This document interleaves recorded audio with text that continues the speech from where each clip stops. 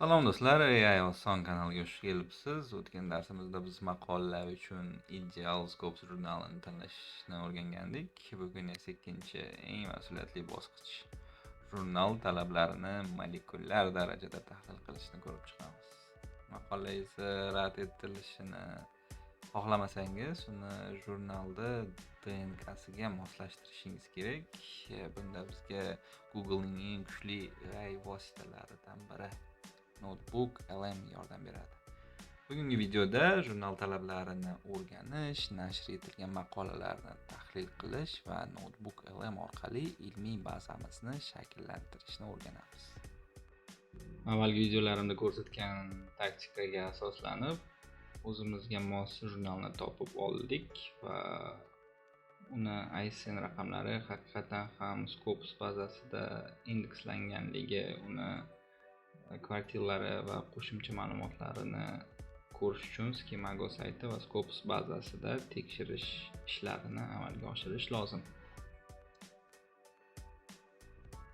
Jurnal saytiga kirganimizda bizga asosiy oynalarni, umumiy ma'lumotlarni ko'rib chiqishimiz mumkin va bizga asosiy kerak bo'lgan qismi bu Author Guidelines. Bu jurnallarning konstitutsiyasi deb nomlasak bo'ladi. Author Guidelines sahifasiga kirganimizda bizga instruksiyalar, tartib-qoidalar, nima qanday bo'lishi kerakligini tushuntirib o'tishadi va bizga shablon, template yuklab olishni tavsiya qiladi. Mana bu template, shablonni yuklab olamiz. Bundan tashqari, biz ushbu jurnalda maqola chiqarishimiz uchun oldingi sonlar bilan tanishib chiqishimiz kerak bo'ladi. Bu harakatni arxivlar bo'limida yoki hozirgi soni yuzasidan ko'rib chiqishimiz mumkin. Bu yerda so'nggi sonda chiqarilishga rejalashtirilgan, qabul qilingan maqolalar ro'yxati, ularning sahifasi, mavzusi, avtorlari va PDF variantlari bo'ladi. Bizga kerakli qism aynan shu bir nechtasini tortib olishimiz zarur bo'ladi. Aytaylik, mana birinchi, ikkinchi maqolani tortib olamiz. Avvaliga ko'rib chiqishimiz mumkin. PDF formatda ushbu ko'rinishda ekan. Yuklab olishimiz mumkin. Va xuddi shunday, misol uchun O'zbekiston olimlarinikini ham tortib olsak bo'ladi. Cyber security haqida bor ekan. Maqolani tortib olamiz. Shu fayllarni nimaga tortib oldik degan savol bo'lishi mumkin. Bu jurnalda o'zida avtorlar uchun yo'riqnoma Word shablon sifatida beriladi. Ushbu shablonga asoslanib biz maqolamizni shakllantirish harakatlarini qilishimiz kerak. Bu yerda qanday qilib bo'limlarni shakllantirish kerak, jadvallarni qanday tuzish kerak, qanday nomlash kerak, bundan tashqari rasmlarni qanday qilish kerak ko'rsatiladi. Bundan tashqari yuklab olgan ikkita maqolamiz bizga qanaqangi mavzuda, qanaqangi strukturada ma'lumotlar berilayotganligi, qabul qilinayotganligi haqida bizga ma'lumot berishga yordam beradi. Keyingi qadamimiz Notebook LM sun'iy intellektidan foydalanishga o'tamiz. Ushbu dastur juda ham kuchli, juda ham menga yoqadi. Sababi oddiygina ChatGPT va Gemini'larga o'xshab turib gallyutsinatsiya xabarlarini bermaydi, faqatgina siz bergan manbalarga asoslanib ma'lumotlarni tahlil qiladi va ushbu manbalarga asoslanib javoblar qaytaradi. Keling sizga ushbu dasturdan foydalanishni ko'rsataman. URL manzili bilan kirishimiz mumkin. Men kirib qo'yganman. notebook.lm.google.com. Bu saytga kiramiz. O'zingiz Google akkauntingiz orqali va bizda bloknot tugmasini bosamiz. Endi yana bir qulaylik sizlar uchun, menda asosiy til rus tili bo'lganligi sababli menga Notebook bilan barcha ma'lumotlarni rus tilida berishga harakat qiladi. Shu holatni sizga qulayroq bo'lishi uchun aytaylik, o'zbek tilida hamma ma'lumotlarni tahlil qilmoqchisiz, o'rganmoqchisiz va sun'iy intellekt bilan gaplashmoqchisiz. Ushbu qismni ham ko'rsatib ketaman. Google akkauntingizni настройкалariga, управленияsiga kiramiz. Управлениyaga kirganda bizda личная информация degan razdel ochiladi. Ushbu личная informatsiya razdelida biz til bo'limiga kiramiz. Tilda biz o'zbek tilini yuqoriga chiqarib qo'yishimiz kerak bo'ladi. Shunda bizda Google akkauntning asosiy tili o'zbek tili hisoblanadi va Google biz bilan o'zbek tili harflari bilan, so'zlar bilan, gaplar bilan gaplashish natijalarini berishni boshlaydi.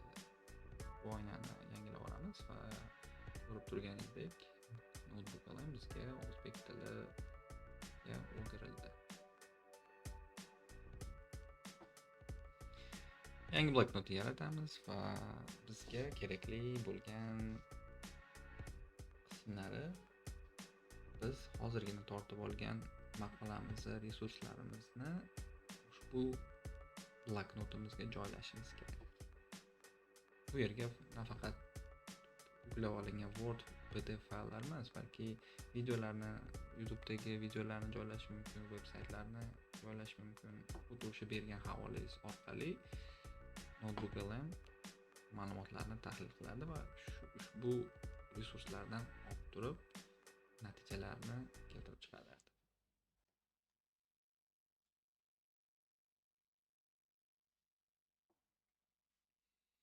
Ikkita maqolamizni yukladik va bizga berilgan shablonni ham yuklashimiz kerak. Va bizga xatolik beryapti. Bu formatdagi shablon yuklay olmayman deb. Buning sababi yuklab olgan Word faylimiz eski Word formatida ekan. Doc formatida bizga Notebook LM'da docx formati kerak. Bu usulni ushbu Wordni сохранить va dokument versiya Word deb turib saqlanib qolsak, ushbu nimani dokumentni Notebook LM o'qiy oladi.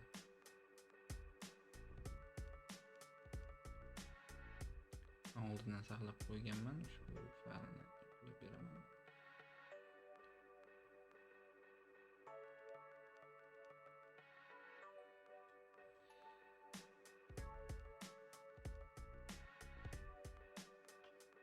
Manbalarimizni yuklab bo'lganimizdan so'ng Notebook LM bilan suhbatlashishni boshlashimiz mumkin.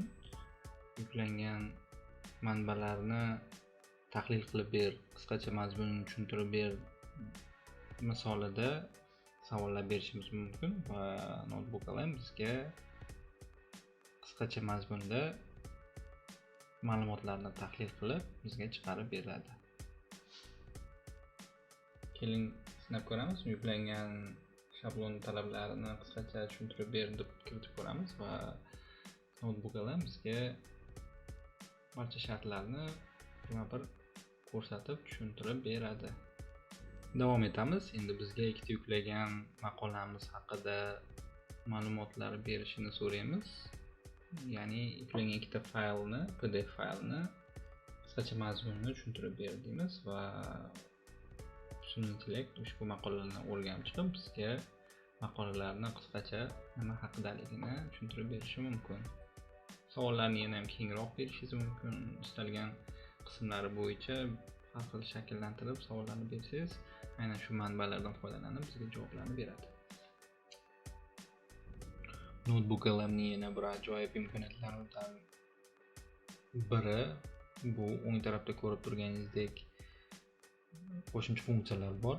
Ushbu funksiyalar sizga yuklagan materiallaringizni qisqacha audio formatda tahlilni qilib berishi mumkin. Prezentatsiya imkoniyatlari bor.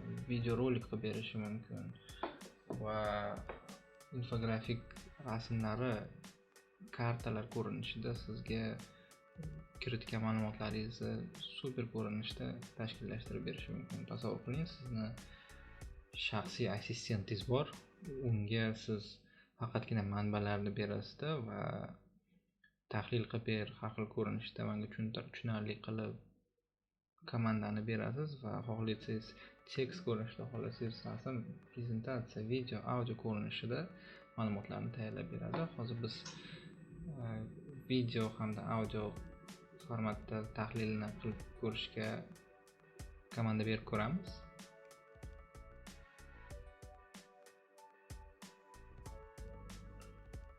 Ushbu media ma'lumotlar, tahlillar tayyor bo'lishiga biroz vaqt talab etadi.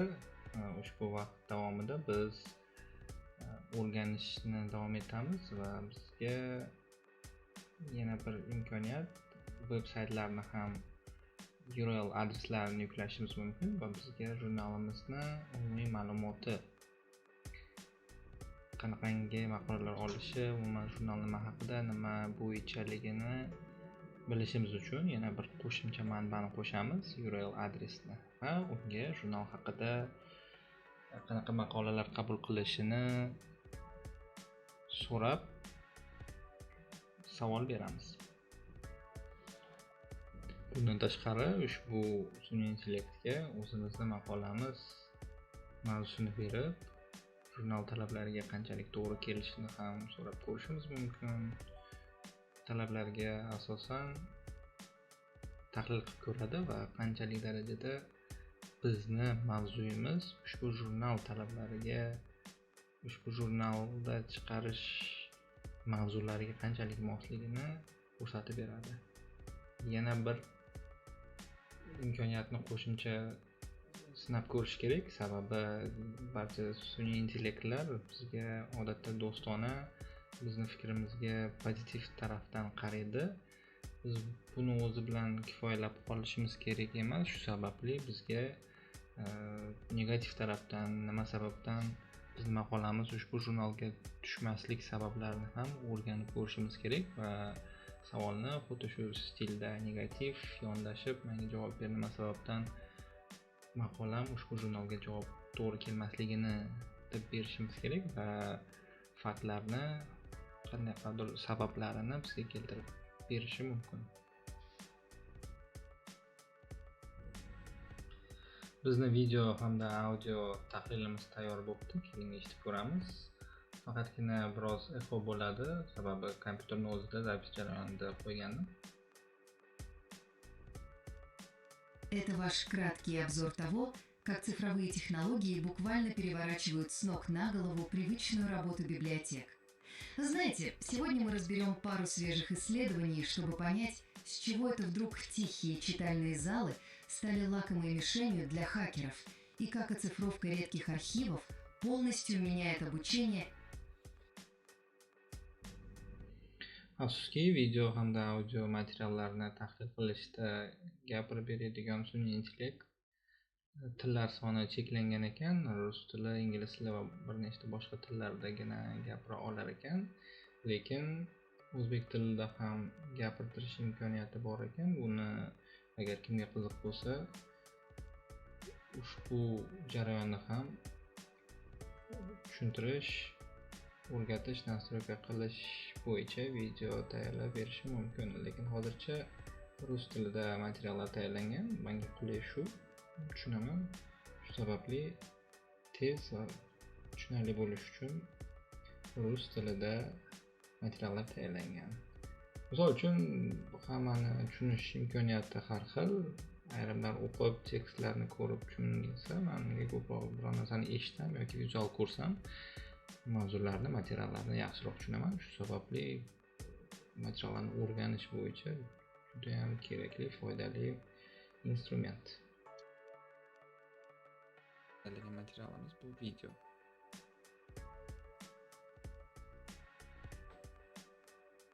Мы привыкли думать о библиотеках как о тихих местах, но сегодня это сложные цифровые институты на передовой.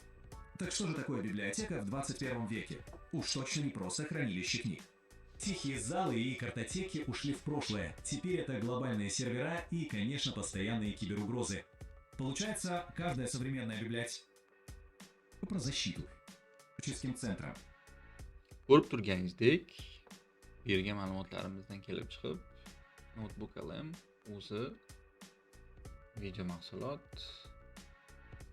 yoki audio ko'rinishda yoki prezentatsiya ko'rinishda bir nechta materiallarni qilib berish mumkin. Juda ham qulay, juda ham yuqori darajadagi imkoniyatlar.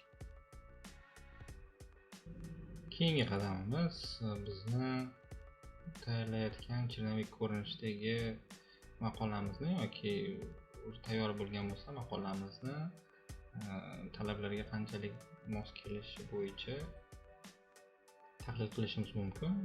Bu holatda ushbu maqolamizni bloknotga yuklashimiz kerak va notebook LM uchun talablar va maqola o'rtasidagi farqni solishtirib o'rganib bergan, qanchalik mos kelyapti deb komanda beramiz va notebook LM bizga kerakli o'zgarishlar, xatoliklar, muammolar, kamchiliklarni ko'rsatib aytib beradi.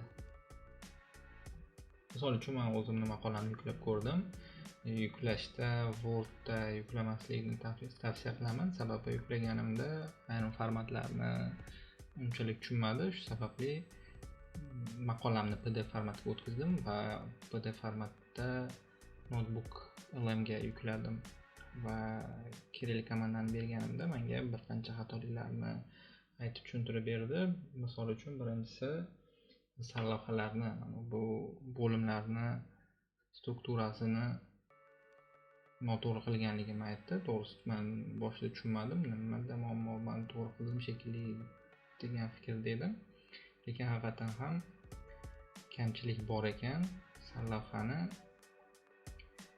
kerakli formatga o'tkazmagan ekanman. Shu bo'yicha menga yo'nalish berdi. Ortiqcha shablondan olgan keraksiz so'zlarni qolib ketgan ekan. Undan tashqari introduction, reference degan bo'limlarimni tuzilishini, ketma-ketligini, stillarini noto'g'ri qilganligimni aytib o'tdi, ko'rsatib o'tdi va izlansam haqiqatan ham boshqacharoq formatda, boshqacharoq ko'rinishda yozgan ekanman. Internetga kirdim, ushbu masala model imенно qaysi jarayonni noto'g'ri qilgani, small caps degan narsa nimaligini bilmagandim va Geminiga kirib turib nimaligini tushundim va qanday qilib bartaraf qilish kerakligini, qanday qilib to'g'irlash kerakligini bilib maqolamni ushbu kamchiligini to'g'irlab chiqdim. Sizlarga ko'rsatib bermoqchi bo'lgan videoroligim shulardan iborat edi. Notebook LM'ning yana bundan-da kuchliroq ko'plab imkoniyatlari bor. Imkoniyat darajasida ularni ham sizlarga ko'rsatish harakatini qilaman. Hammaga rahmat. Kanalimizga obuna bo'ling. Agar videolarga qanaqadir fikrlar, tavsiyalar, g'oyalar bo'lsa kutib qolaman. Hammaga rahmat. Sog' bo'ling.